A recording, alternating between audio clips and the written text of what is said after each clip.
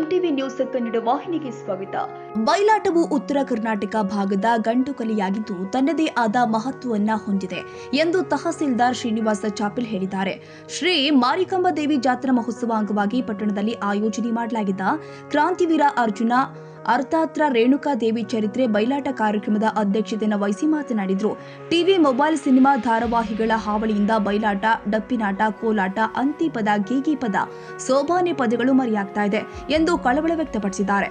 ಬಯಲಾಟಗಳು ದೇವಾನುದೇವತೆಗಳ ಹಾಗೂ ನಿಜ ಜೀವನದ ಅರ್ಥಗರ್ಭಿತ ಪುರಾಣ ಕಥೆಗಳ ರೂಪವೇ ಬಯಲಾಟವಾಗಿದೆ.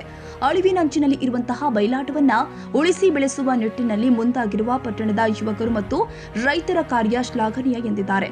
ಕಾಂಗ್ರೆಸ್ ಯುವ ಮುಖಂಡ ಸಂಗುಗೌಡ ಮಾಲಿಪಾಟೀಲ್ ಬಯಲಾಟ ಕಾರ್ಯಕ್ರಮ ಉದ್ಘಾಟಿಸಿದ್ರು. ಈ ಕಾರ್ಯಕ್ರಮದ ಸಾನ್ನಿಧ್ಯವನ್ನ ರಾಜಯ್ಯ ಸ್ವಾಮಿ ಸ್ಥಾವರಮಠ ವಹಿಸಿಕೊಂಡಿದ್ರು. ಈ ಸಂದರ್ಭದಲ್ಲಿ ಮಲ್ಲುಗೌಡ ಪೊಲೀಸ್ ಪಾಟೀಲ್, ಸಿದ್ದಣ್ಣ ಮಾಸ್ತರ್, ಬಸವರಾಜ್ ನೀಲಹಳ್ಳಿ, ಹನುಮಂತರಾಯ ಜಡಿ, ಮಲ್ಲಪ್ಪ ಇಟಗಿ, ಋಷಿಕೇಶ್ ಕುಲಕರ್ಣಿ, ವಿಶ್ವನಾಥ್ ರೆಡ್ಡಿ, ಬಸರೆಡ್ಡಿ, ಸಿರಸ್ತೆದಾರ್ ರಾಮನಗೌಡ, ಕಂದಾಯ ನಿರೀಕ್ಷಕ ಬಸವರಾಜ್, ಪ್ರಮೋದ್ ಸ್ವಾಮಿ, ನಿಂಗಣ್ಣ ಜಡಿ, ಶಂಕರು ಕರ್ಣಗಿ, ದೇವಪ್ಪ ಗೌಡ, ಕಾಸಿಂ ಅಲಿ, ಕಾರ್ಪೆಂಟರ್ ಅಬ್ದುಲ್ ಚಿಗಾನೂರ, ಸಿದ್ಲಿಂಗಪ್ಪ ಪಿಡ್ಡೇಗೌಡ, ಶಿವು ಕೊಂಕಲ, ರೆಡ್ಡಪ್ಪಗೌಡ, ಗುರು ನಾಟೇಕರ್, ಮಲ್ಲು ಬೋಕ್, ಬಸಯ್ಯ ಸ್ವಾಮಿ, ಉಳ್ಳೆಸೂಗೂರು, ಭೀಮಣ್ಣ ಬೋದಿನಾಳ, ಮಲ್ಲಣ್ಣ ನೀಲಳ್ಳಿ, ಮಲ್ಲಣ್ಣ ಹೊರಟುರ, ಇಮಾಂ ಕಂಡಕ್ಟರ್, ಭೀಮಣ್ಣ ಮಡಿವಾಳ, ಸಣ್ಣ ತಿರುಗಪ್ಪ ಬುಸ್ಸೇನಿ, ದೇವು ಜಡಿ, ಗಡ್ಡಿಪ್ಪ ಮತ್ತು ಬಯಲಾಟದ ಮಾಲೀಕರು, ವ್ಯವಸ್ಥಾಪಕರು, ಕಲಾ ಪೋಷಕರು ಹಾಗೂ ಇನ್ನಿತರರು ಉಪಸ್ಥಿತರಿದ್ದರು.